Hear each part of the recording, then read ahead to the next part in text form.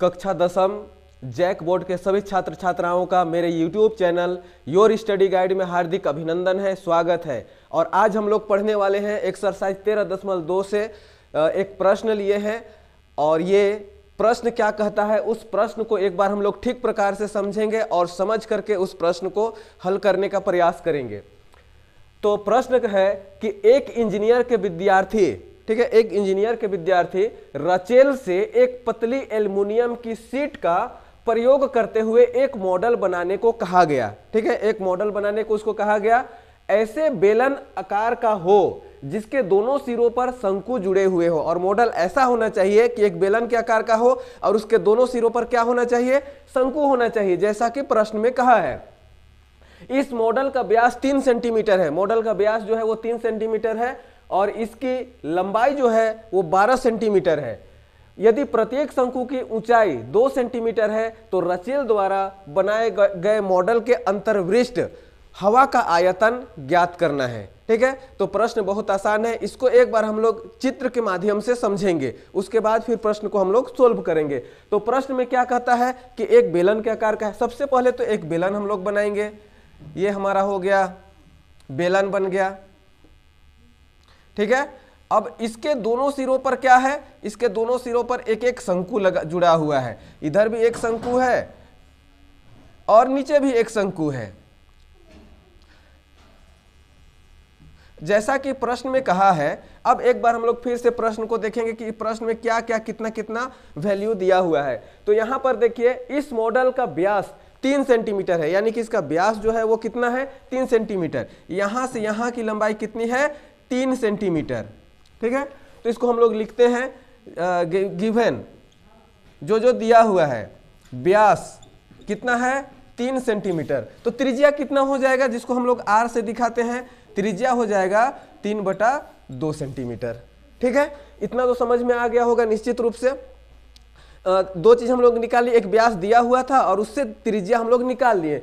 अगला क्या है, यहाँ लिखा हुआ है कि इसकी लंबाई जो है वो 12 सेंटीमीटर है। किसकी लंबाई, तो ये पूरे जो यहाँ से यहाँ तक मॉडल की लंबाई कितना है, 12 सेंटीमीटर है। और एक चीज इसमें दिया हुआ है यहाँ पर कि शंकु की ऊंचाई, प्रत्येक शंकु की ऊंचाई कितनी है, 2 सेंटीमीटर है। ठीक है, यानी कि यहाँ से यहाँ की लंबाई कितनी है, 2 सेंटीमीटर, और यहाँ से यहाँ की लंबाई कितनी है, 2 सेंटीमीटर। ठीक है, पूरा लंबाई है 12 सेंटीमीटर और शंकु का इधर 2 और नीचे 2, यानी कि 4 सेंटीमीटर तो शंकु का है। तो सिर्फ बेलन का कितना बचेगा, यहाँ से यहाँ तक की लंबाई 8 सेंटीमीटर, यानी कि बेलन की ऊंचाई जो है वो कितना हो गया, 8 सेंटीमीटर। शंकु की ऊंचाई कितना हो गया, 2 सेंटीमीटर। तो अब ये प्रश्न जो है बिल्कुल आसान हो चुका है। इस प्रश्न को बनाने के लिए हम लोग क्या करेंगे, एक बार बेलन का आयतन निकाल देंगे और 2 शंकु का आयतन निकाल देंगे और दोनों को जोड़ देंगे, तो वही उसका आंसर आ जाएगा। तो आइए सबसे पहले हम लोग बेलन का आयतन निकालते हैं।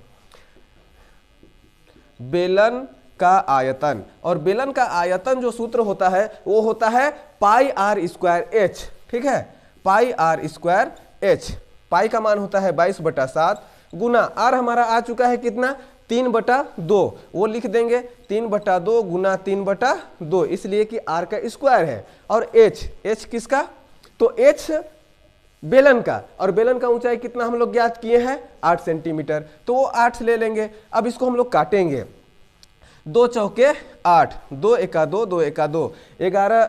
यहाँ अब हम लोग गुना करेंगे, ये तो आगे कटेगा नहीं, तो 11 तिया 33 और 4 तिया 12, 11 तिया 33 और 4 तिया 12 को अब हम लोग गुना करते हैं। 33 गुना 12, 12 तिया 36 के 6 हाथ में आया 3, 12 तिया 36 और 3 39, तो कितना आ गया, 396। ठीक है, 396 बटा नीचे 7 है, वो 7 लिख देंगे। ये आ गया हमारा बेलन का आयतन, इतना सेंटीमीटर क्यू। चूंकि आयतन है, आयतन को हम लोग क्यू से दिखाते हैं। ठीक है, उसके बाद लिखेंगे 2 शंकु का आयतन। चूंकि इसमें 2 शंकु है वो भी हम लोग निकाल लेते हैं। नंबर 1 ये निकल गया, नंबर 2 दोनों शंकु का आयतन।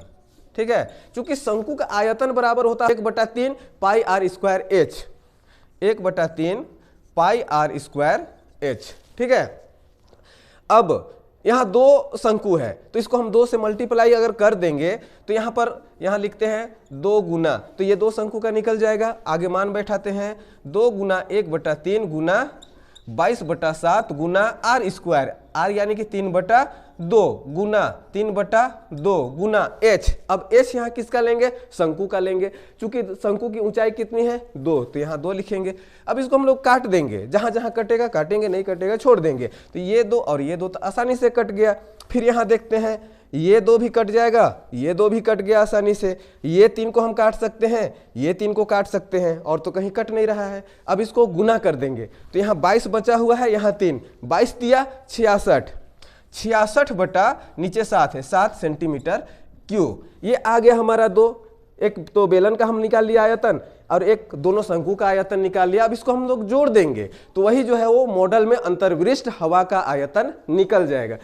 तो आगे हम लोग निकालते हैं मॉडल में अंतर्विशिष्ट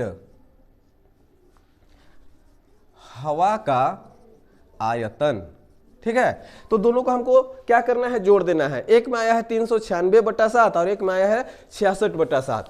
तो 396/7 प्लस 66/7, इसको हम लोग भिन्न का जोड़ बना देंगे। 7 और 7 का लसा ले लेंगे तो 7 ही आ जाएगा। अब इसको जब हम भिन्न का जोड़ बनाएंगे, दोनों में नीचे एक ही है, सेम है, अंक उसका बराबर है, 7 7 है, दोनों का लसा 7 आ गया।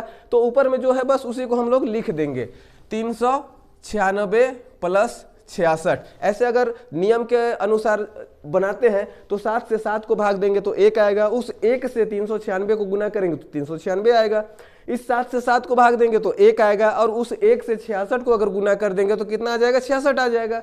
तो वही यहाँ शॉर्ट फॉर्म में किए हुए हैं। तो 7 बटा, अब इसको हम लोग जोड़ देंगे, 6 6 12 के 2, हाथ में आया 1।